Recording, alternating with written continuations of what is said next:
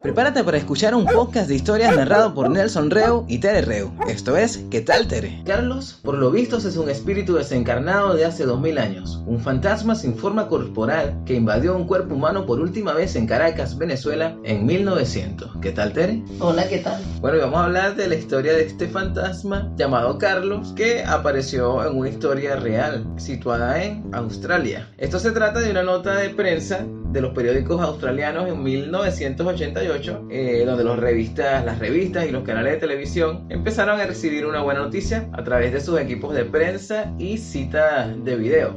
Los periódicos empezaron a recibir un folleto donde se le indicaba que aparecería un Carlos, que es este Carlos que mencioné antes, que es una especie de fantasma, y su manera de aparecer era entrando en el cuerpo de otro ser humano. Esto ocurrió en realidad y ocurrió no hace tanto tiempo, ocurrió en el siglo XX, hace apenas unas 3 décadas. ¿Qué tal? Bueno, la historia que se conoció en ese momento era que una persona que se llamaba José Álvarez tuvo un accidente de moto, estuvo inconsciente durante unos días y cuando recobró la conciencia parecía que todo iba normal, pero de repente un día empieza a tener una voz extraña y a decir cosas extrañas y tener un comportamiento que no era el de José Álvarez, sino que parecía otra personalidad. Y allí es que él se da cuenta de que esa personalidad era ese Carlos que lo poseía en algunos momentos. Bueno, si se trata, o al menos la nota de prensa les explicaba a los medios de comunicación, a quienes les han enviado esta noticia, en Australia, que había un hombre llamado José Luis Álvarez y que tiene 19 años, o sea, apenas era un muchacho de 19 años que según de momentos era poseído por una entidad fantasmal llamada Carlos, y la manera en cómo ocurría esta posesión es como que sus latidos empezaban a disminuir, en algún momento dejaba de tener signos vitales, como que te envían las pulsaciones y no tienes pulsaciones, y luego aparecía con otra personalidad. Entonces se dice que el muchacho en algún momento decidió ir con psiquiatras para tratarse a ver si después de un accidente que tuvo había tenido alguna conmoción, si algo le había afectado al cerebro, tenía trastorno de personalidades múltiples, pero el resultado es que era poseído por una entidad que, como mencioné antes, se llamaba Carlos y que además había aparecido en Venezuela, en Caracas, hace un siglo prácticamente, o sea, en el año 1900. Había aparecido por última vez, lo que quiere decir que esta entidad era bastante vieja. Sí, que era una entidad que tenía miles de años, sí, y además por eso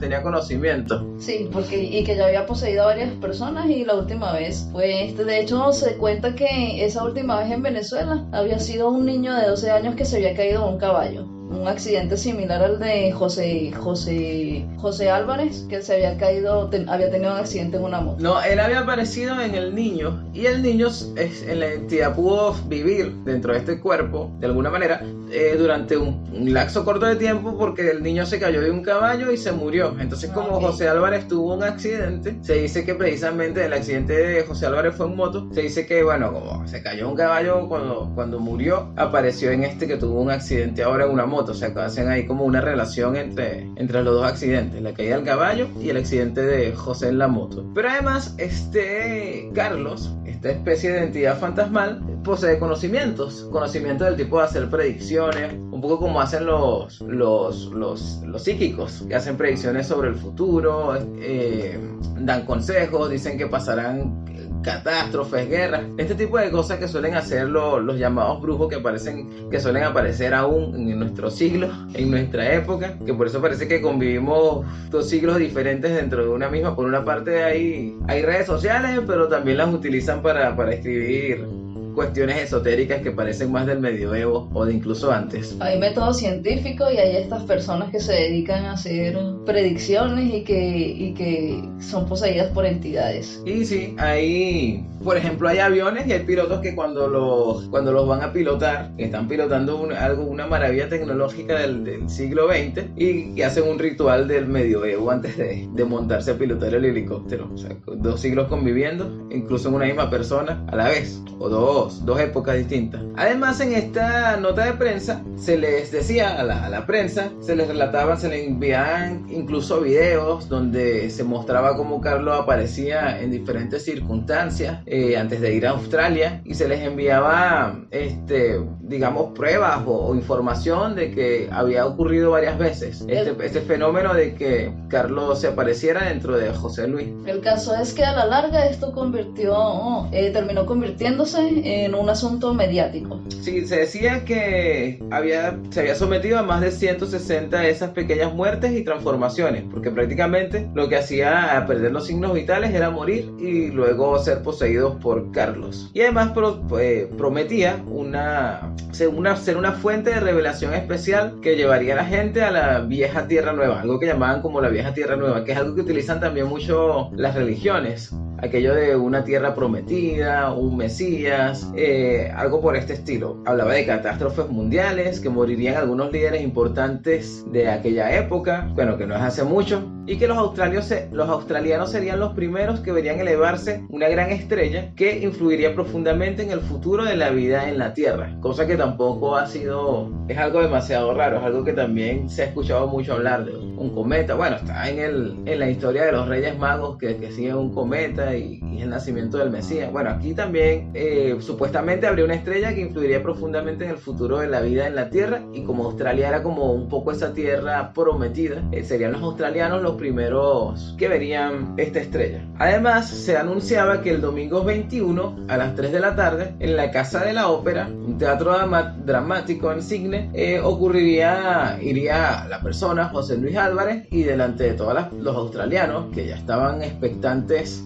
Yo imagino que esto sería, si ocurriera en estos tiempos, sería una cuestión que se haría tendencia mundial a través de las redes sociales. Bueno, la gente ya estaba, seguramente muchos ya creían en esta nota de prensa. Siempre cuando suceden este tipo de noticias, al día siguiente como que te encuentras personas en la calle que te cuentan la noticia como si ellos fueran los únicos que la leyeron, y te dicen, sí, el tipo aparece, y te explican de nuevo toda la situación. Y se decía que iba a aparecer en un teatro en Sydney. Y además la gente ese día acudió al teatro fielmente, algunos seguramente incrédulos y otros tal vez creyendo que realmente iba a ocurrir este evento que se anunciaba, la posesión que iban a ver. Que además una cosa curiosa es que se supone que esta entidad poseía el cuerpo de José cuando él tenía condiciones de su cuerpo específicas, y una de esas condiciones era que se reducía su pulso y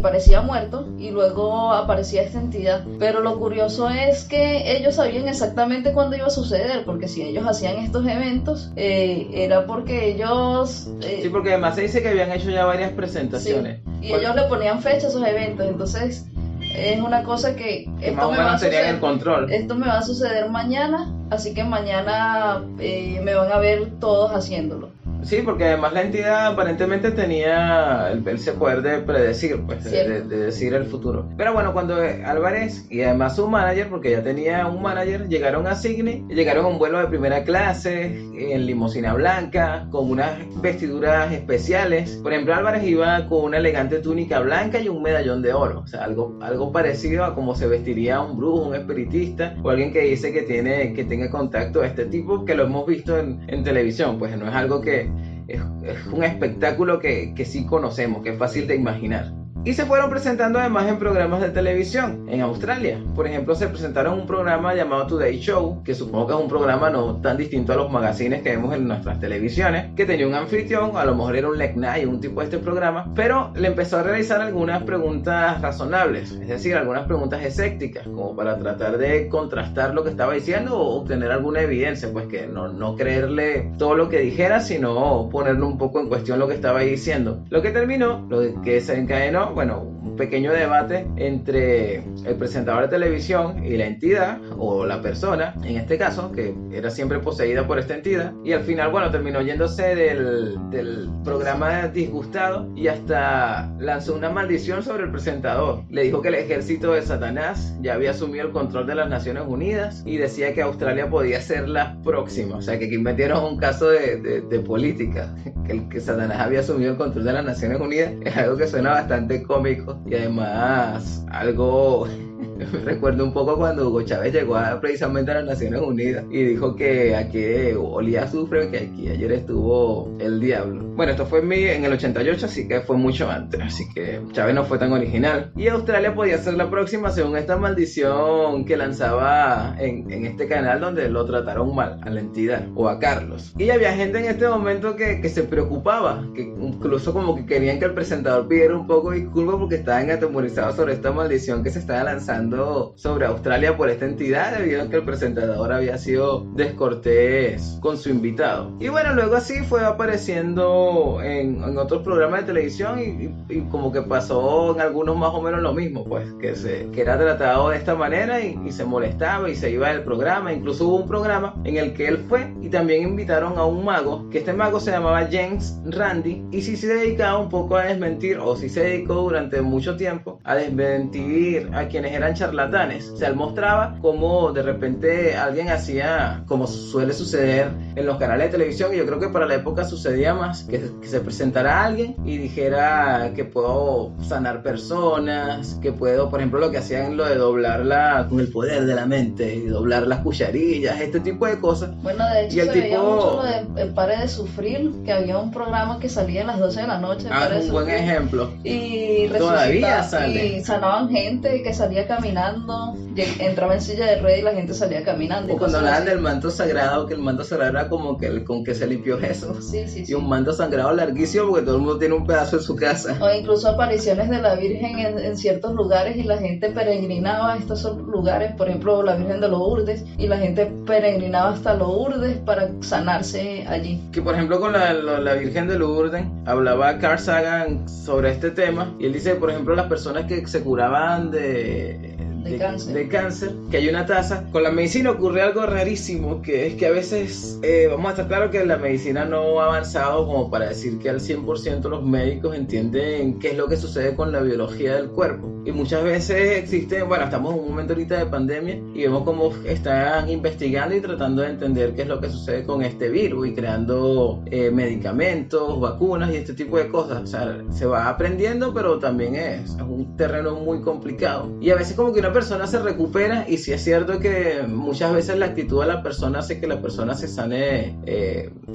pues, que si una persona tiene en su psicología como que me voy a morir, es más probable que sí se muera, o sea, influye eso. O incluso el cuerpo tiene la capacidad de recuperarse a sí mismo cuando no son enfermedades muy graves. Por ejemplo, tienes una gripe y a los días se te va a pasar sin necesidad de tomarte una gripe sencilla, a los días se te va a pasar el malestar de la gripe sin necesidad de tomar siquiera algún medicamento, o tienes una herida y la herida se te sana. Pero cuando son cosas sencillas, tu propio cuerpo tiene la capacidad de regenerarse y curarse. Sí, o en el caso del cáncer ocurre algo que se llama remisión espontánea, y si hay muchos pacientes, o sea, hay una tasa de pacientes que se recuperan del cáncer y esto lo hacen como espontáneamente, y tal vez la medicina aún no tenga como ese conocimiento como para determinar cuando una persona, pero sí se sabe, o sea, estadísticamente, que hay un porcentaje de pacientes de cáncer que se recuperan de la enfermedad, que lo llaman remisión espontánea. Y bueno, muchos de los que van a Lourdes y de repente tienen cáncer y dicen que se sanaron, pues es incomprobable saber si la persona se hubiese sanado igual, porque igual hay una tasa de personas que se curan. Además, no todo el que va a Lourdes se sana de su enfermedad, sigue siendo un porcentaje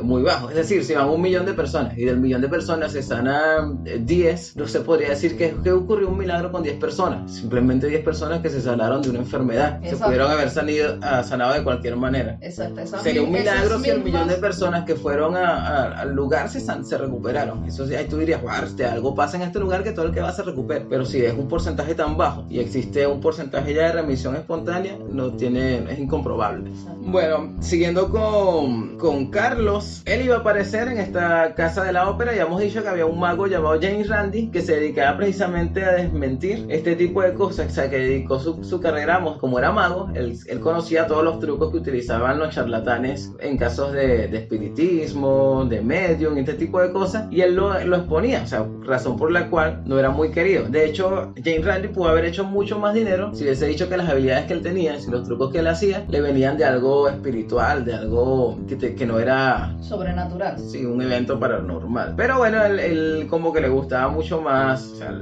para él lo motivaba mucho más dedicarse a desmentir, y a un poco no le gustaba pues que la gente fuera engañada y que la gente fuera tan crédula. Que también me recuerda a una película que está en Netflix que se llama No mires arriba, que aquí se ve como la gente, primero que no le gusta, tiene resistencia a creer muchas veces en las cuestiones científicas y en las explicaciones razonables, y prefiere más creer en las cuestiones alarmistas o las cosas que son divertidas. Pero para cerrar esta historia que estábamos contando de Carlos, él aparecería supuestamente en el programa de televisión, en el teatro, y así lo hizo. Así que el día señalado en el Teatro Dramático de la Casa de la Ópera en Sydney, estamos hablando además de que esto ocurrió en Australia, en Sydney, en la Casa de la Ópera, en un teatro dramático. O sea, esto no ocurrió, digamos, en Bolivia, en un pueblito donde... No, esto era el primer mundo, y se había reunido una multitud expectante de jóvenes y viejos, y la entrada era gratuita. O sea, podía entrar cualquiera a ver este espectáculo o esta supuesta aparición de el fantasma dentro del cuerpo de Álvarez, que se sentó en un sofá.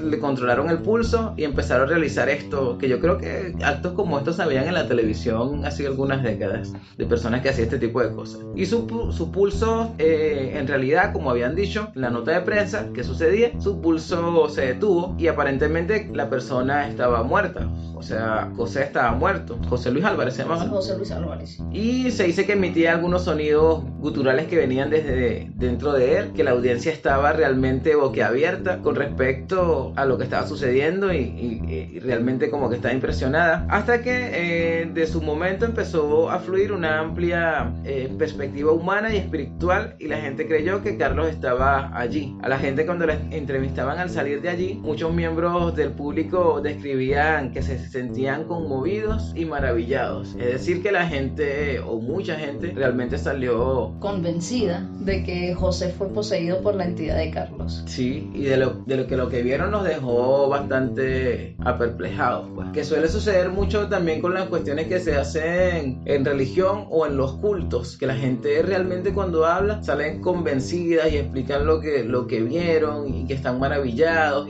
o la gente que dice que de repente va a un encuentro espiritual o ¿cómo lo llaman? Retiros espirituales.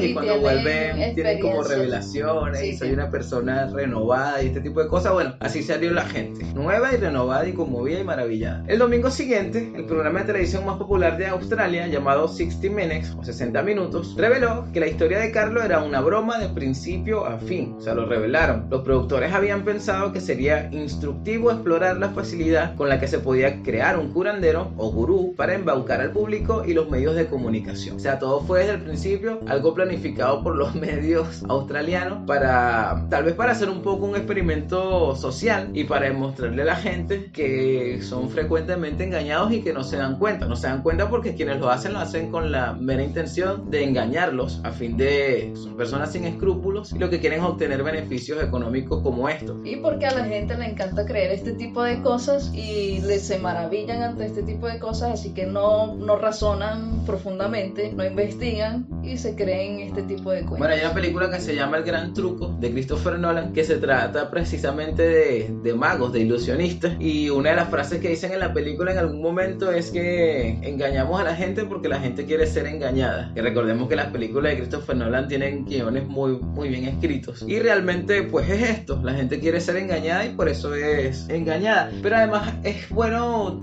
también admitir que somos los seres humanos fácilmente sugestionables. De hecho, en los programas que realizan los documentales de History, que se ven sugestiones, creo que se llama, no recuerdo el título del programa, del documental, de la serie, pero se ve como también hacen este tipo de cosas, que en el programa hay un ilusionista y siempre te engaña. De hecho, si a ti un mago te hace un truco y tú tratas de ver cuál es el truco, aunque lo hace frente a tus ojos, tú no te das cuenta. O sea, la mente humana es fácilmente de engañar. Eso quiere decir que el entorno también decide, pues que a veces nosotros queremos tomar, por ejemplo, el mago siempre sabe hacia dónde tú vas a mirar o cuál va a ser tu reacción y juega con eso. Y él lo hace porque, según lo que él está haciendo, él te está induciendo a ti a realizar alguna acción. Es decir, que tú no estás decidiendo cómo vas a actuar ni hacia dónde vas a mirar, sino que es el entorno en el que está decidiendo. Lo que además abre un interesante debate sobre el libre albedrío, porque tú no estás decidiendo en un momento hacia dónde mirar o cómo reaccionar, sino que está decidiendo tu entorno. O sea, el entorno también decide. De hecho, este tipo de experimentos ahora se puede ver mucho en redes sociales, donde hacen un experimento, un tipo de juego, y ese juego ya saben cuál va a ser tu respuesta. Por ejemplo, te obligan, dependiendo del juego que haces, ya saben que vas a responder, tu respuesta va a ser el color rojo, o hay imágenes donde ves una cosa o puedes ver otra, y todo eso lo usan para... Sí, la mente es fácil de engañar. Para engañar a la mente, pues. Incluso hay un experimento... Y por eso puede ser predecible lo que va a suceder, y los magos o los ilusionistas saben muy bien cómo utilizar esto para engañar a la gente. Incluso un momento hubo un experimento donde llevaron a personas a que estuvieran dentro de una casa, y hay algunas personas que estaban como contratadas, que sabían del experimento, y empezaban a decir que escuchaban cosas, como que escuchaban cosas fantasmales, y al día siguiente todo el mundo estaba convencido de que en la casa había fantasmas, porque se habían dejado sugestionar por las personas que a propósito les habían dicho que escuchaban cuestiones allí, sonidos allí, y era todo falso, pues fue algo que crearon para engañar a la gente. Es decir, que es fácil sugestionar a una persona, especialmente si la persona no se cuestiona mucho. Que aquí lo que se ve en este experimento es que no deberíamos tener tanta confianza en lo que nuestros instintos nos dicen naturalmente, porque podemos estar equivocados. De aquí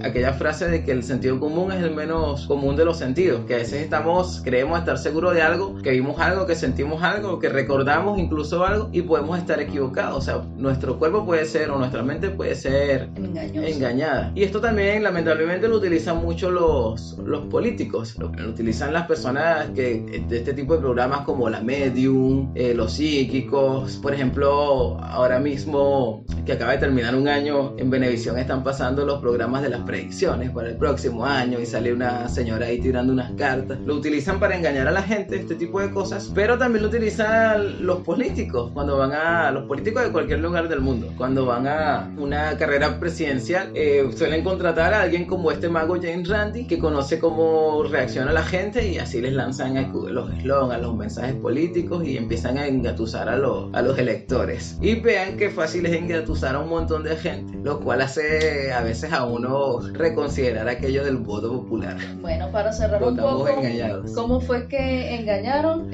Contrataron a esta persona, José Luis Álvarez, que era un completo desconocido, para que hiciera esta actuación de que era poseído por esta entidad, que de hecho esta entidad, Carlos, que de hecho le ponen que viene desde siglos anteriores y ya había poseído a mucha gente. Incluso alguien aquí en Venezuela. Que esto no fue realizado por ningún tipo de venezolano, y sin embargo metieron a Venezuela en la historia. Que de hecho ya le dan historia a esta entidad, y entonces lo vuelven algo creíble, digamos, bastante creíble. Bueno, más o menos como los círculos de cultivo, que también fue hecho por personas y se terminaron adjudicándose. Alguien dijo, bueno, ya basta, somos nosotros que estamos haciendo, tenemos ciertas habilidades artísticas y estamos haciendo estos círculos de cultivo. Y lo peor es que cuando se le revela la verdad a la gente se niega a creer en la verdad, sino que empiezan a decir, es que están diciendo que es mentira porque los están coaccionando, los están manipulando. Claro, pues le está quitando su fantasía, entonces, que ellos quieren creer.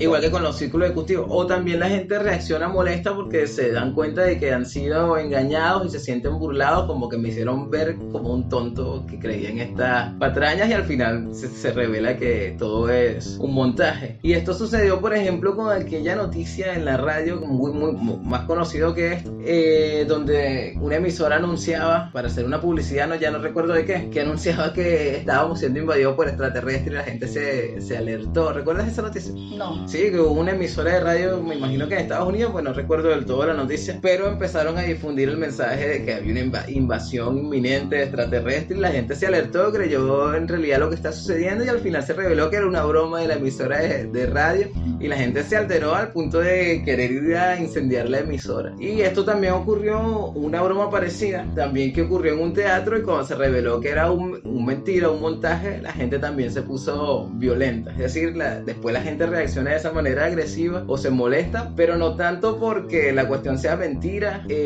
Si no se molestan es porque han sido engañados y porque les han puesto en cara lo tontos que están siendo al creer este tipo de cosas. Y que también este tipo de cosas es peligroso porque hay gente que si cree de verdad que va a ser abducida por extraterrestres, por ejemplo. Bueno, si la cantidad de personas, por ahí leí una frase que escribió alguien que decía que si todas las personas que fueron abducidas o que dicen haber sido abducidas por extraterrestres, los extraterrestres jamás lo hubiesen regresado, en el planeta hubiese quedado una persona mucho más razonable. Sí.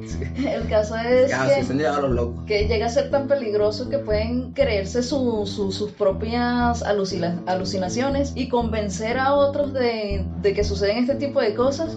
Por ejemplo. Y que terminen suicidándose en masa, como en el caso de... Un caso de un culto que se llamaba las puertas del cielo, Heaven's Gate. O también lo conocían como el culto de cultos, donde dos personas que se cambiaron los nombres y se hacían llamar Ti y Do, empezaron a decir que veníamos de otro planeta o que de otro planeta nos controlaban otras personas y que estábamos aquí de una manera temporal, que nuestros cuerpos eran vehículos, pero que íbamos a ir hacia un plano superior a este que estamos viviendo aquí, y eran los extraterrestres, pues que iban a venir un día con una nave espacial y nos iban a sacar de aquí, nos iban a llevar a ser abducidos hacia ese lugar. Y ellos tuvieron décadas en esto, tuvieron como 20 años o 18 o casi 20 años en esto. Más de 20 años estuvieron. Y hasta que llegaron un momento en el que se convencieron que la manera de pasar a ese otro plano era suicidándose, y terminaron suicidándose decenas de personas, que se dice que es el suicidio masivo más grande en la historia de los Estados Unidos, con la creencia de que al morir iban a ir a este otro lugar con sus extraterrestres amados y queridos. Y todo empezó con dos personas que creían esto y terminaron convenciendo a mucha gente y viviendo muchos años de esta manera. Y además que se dice que esta gente no era la gente más inculta o la gente más tonta del mundo, o sea que había ahí gente que podía ser, no sé, un profesional con posgrados y bueno, igualito termina cayendo en este tipo de tonterías. ¿Qué tal, Tere? Interesante, como siempre. Y esta fue nuestra historia de hoy. Nos escuchamos en un próximo episodio de ¿Qué tal, Tere?